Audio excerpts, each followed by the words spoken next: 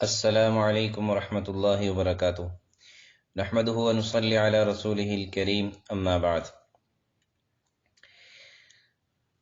اعوذ باللہ من الشیطان الرجیم، بسم اللہ الرحمن الرحیم۔ خلاصہ قرآن کے سلسلے میں آج ہم 19ویں پارے کا خلاصہ بیان کریں گے۔ جیسا کہ آپ حضرات نے سنا ہے، 18ویں پارے کے آخر میں سورہ فرقان شروع ہوئی تھی۔ سورہ فرقان کے 2 رکوع 18ویں پارے میں تھے۔ تیسرا رکوع سے 19ویں پارے کی ابتدا ہو رہی ہے، یعنی تیسرا پارہ ہے 19ویں رکوع میں۔ اور اس رکوع میں روز حشر کا نقشہ کھینچا گیا۔ کفار حسرت کے ساتھ اپنے ہاتھوں کو کاٹیں گے اور اپنے ماضی کے کاموں پر افسوس کریں گے،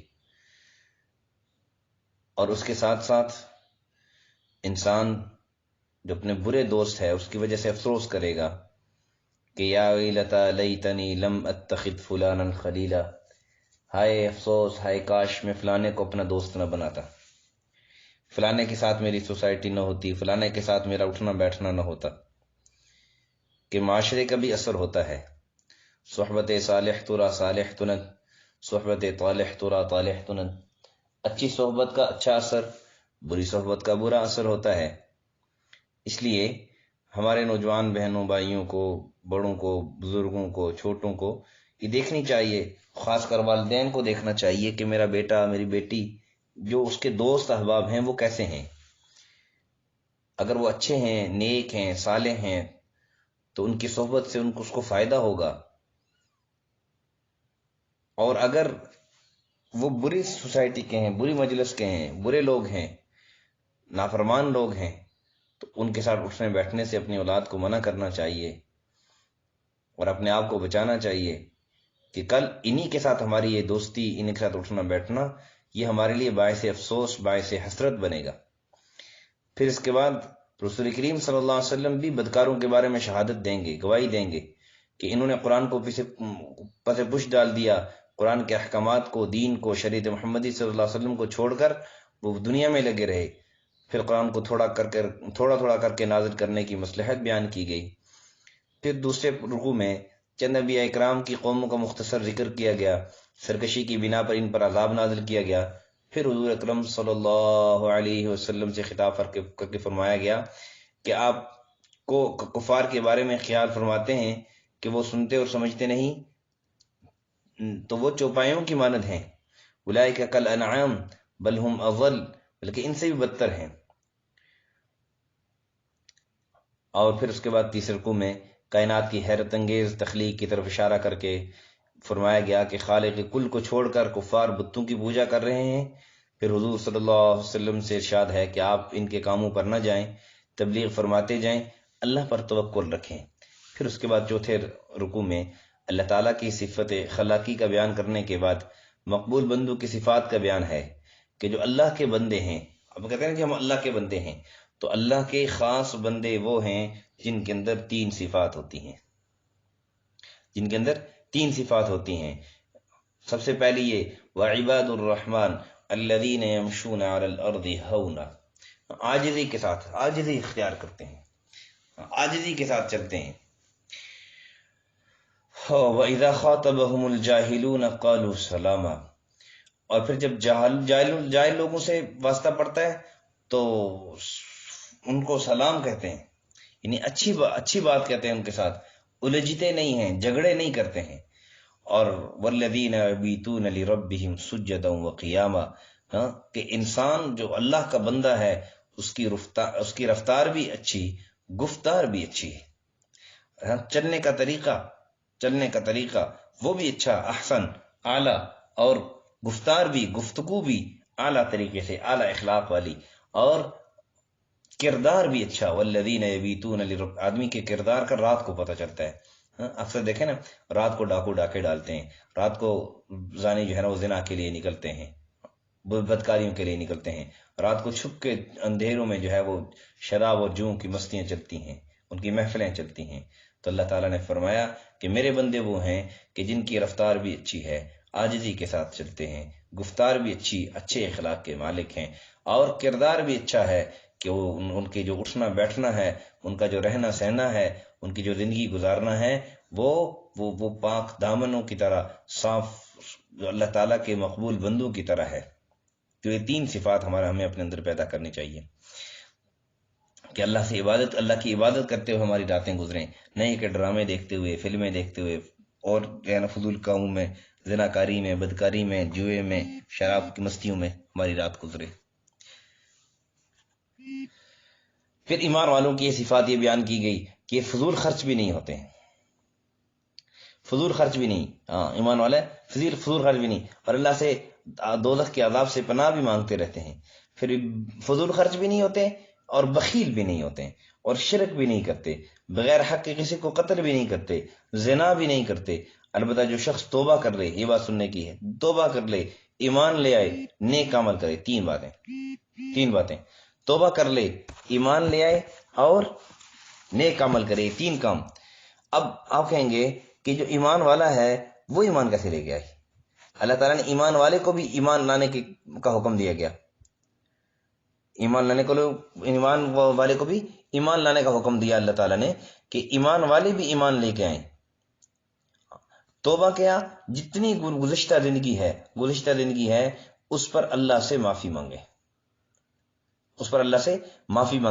اور پھر جو آنے والی زندگی ہے اس پر اللہ سے پکا عزم کریں، اپنے ایمان کی عہد کی تجدید کریں کہ اے اللہ آج کے بعد اپنی مرضی نہیں تیری مرضی کی زندگی گزاروں گا۔ اور اس کے بعد تیسرا کام کیا کہ وہ پھر نیک اعمال شروع کر دے۔ تو اس کے لیے اللہ تعالیٰ کیا فرما رہے ہیں؟ فَأُولَئِكَ يُبَدِّلُ اللَّهُ سَيِّئَاتِهِمْ حَسَنَاتٍ، اللہ اس کے گناہوں کو نیکیوں میں تبدیل فرما دیتے ہیں۔ اللہ اکبر، 3 کام کر لو، اللہ گناہوں کو نیکیوں میں، جو جتنا بڑا گناہگار اتنا بڑا نیک بن جائے گا، اتنی زیادہ نیکی والا بن جائے گا، جتنا بڑا گناہگار اتنی زیادہ نیکیاں کمانے والا بن جائے گا۔ تو اس لیے یہ کام تو ہم کر لیں۔ اور پھر کہا کہ اللہ تعالیٰ کے جو بندے ہوتے ہیں وہ جھوٹی گواہی بھی نہیں دیتے، بےہودہ مشغلوں کے پاس سنجیدگی کے ساتھ گزر جاتے ہیں۔ مطلب اگر دیکھتے ہیں کہ بےہودہ مجلس ہے اور بےہودہ باتیں ہو رہی ہیں یہاں پر، تو چپکے سے وہاں سے اٹھ کے چلے جاتے ہیں، اور پھر اللہ تعالیٰ کے احکام کو بہرے اندھے ہو کر نہیں سنتے، بلکہ توجہ سے سن کر ان پر عمل کرتے ہیں۔ پھر اس کے بعد کہا کہ اللہ سے دعا بھی مانگتے ہیں۔ ایسے لوگ اللہ تعالیٰ کے ہاں مقبول ہیں، ان کو اللہ تعالیٰ بہت اچھا انعام دیں گے۔ پھر اس کے بعد سورہ شعراء شروع ہوتی ہے۔ سورت کے آغاز میں رسول کریم صلی اللہ علیہ وسلم کو تسلی دلائی گئی، اور کہ کفار کی سرکشی اور کفر پر اصرار کرنے سے آپ جو ہے نا وہ دل برداشتہ نہ ہوں۔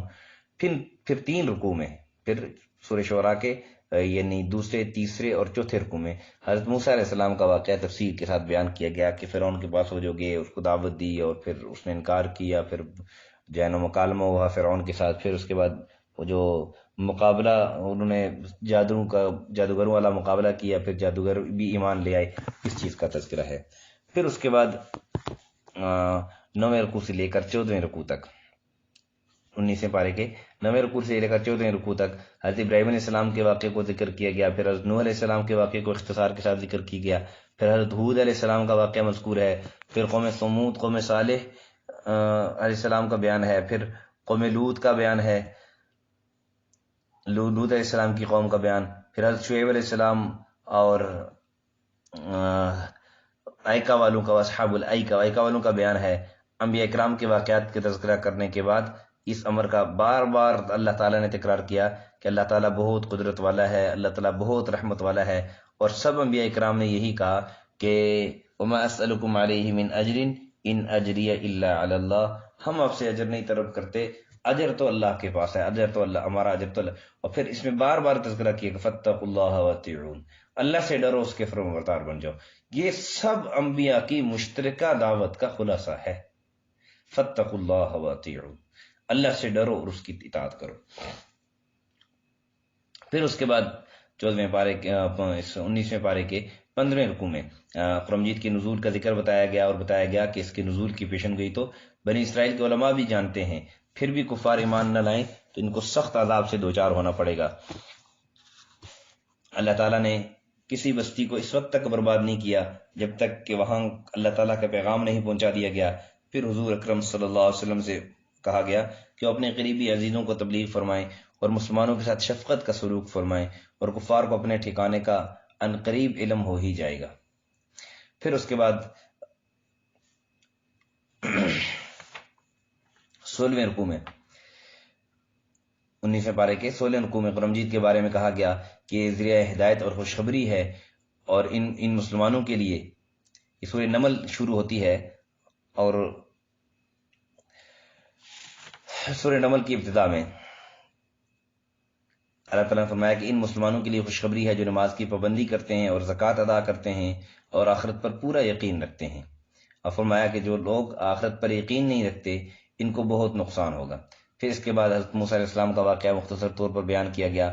فرعون اور اس کی قوم کا برا انجام یہ سب کے لیے عبرت ناک ہے، اس کا تذکرہ ہے۔ پھر 17ویں اور 18ویں رکوع میں حضرت سلیمان علیہ السلام کی مملکت کی وسعت کا بیان ہے۔ اسی ضمن میں قوم سبا اور ان کی حکومت کا بیان، اس قوم کی طرف حضرت سلیمان علیہ السلام نے جو پیغام بھیجا اس کا ذکر ہے۔ آگے چل کر ملکہ سبا کے دین حق قبول کرنے کا بیان ہے، اور اس میں حضرت سلیمان علیہ السلام کے واقعے میں کے درمیان میں ایک بات یہ کہ دیکھیں کہ تکبر اللہ کو پسند نہیں ہے، تکبر اللہ کو پسند نہیں ہے۔ سلیمان علیہ السلام نے کہا کہ میرا تخت کون، ملکہ بلقیس کا تخت کون لے آئے گا؟ تو ایک نے کہا کہ وَإِنِّي عَلَيْهِ لَقَوِيٌّ أَمِينٌ، میں قوی آدمی ہوں، میں اس کی طاقت رکھتا ہوں، اس سے کام نہیں لیا۔ اور جب دوسرے نے کہا کہ میں اللہ کے حکم سے لے کے آؤں گا تو اس سے کام لیا، پھر اللہ نے اس کو، اور پھر جب نیک کام کے اللہ توفیق دے دے تو اس کو اللہ کی طرف منسوب کرنا چاہیے۔ یہ نہیں کہ جی میرا کارنامہ ہے، نہیں، میرے اللہ نے مجھے توفیق دی ہے تب جا کر میں نے نیک کام کیا ہے۔ تو پھر اس کے بعد 19ویں رکوع میں قوم ثمود اور قوم لوط علیہ السلام کا مختصر بیان کیا گیا تاکہ کفار ان سے عبرت حاصل کریں۔ یہ تھا 19ویں پارے کا مختصر خلاصہ۔ اللہ سے دعا ہے کہ اللہ تعالی ہمیں سمجھ عمل کی توفیق نصیب فرمائے، اور صحیح معنوں میں دین سیکھنے، سمجھنے اور اس پر عمل کرنے کی اور اس کو دوسروں تک پہنچانے کی توفیق نصیب فرمائے۔ وآخر دعوانا ان الحمد للہ رب العالمین۔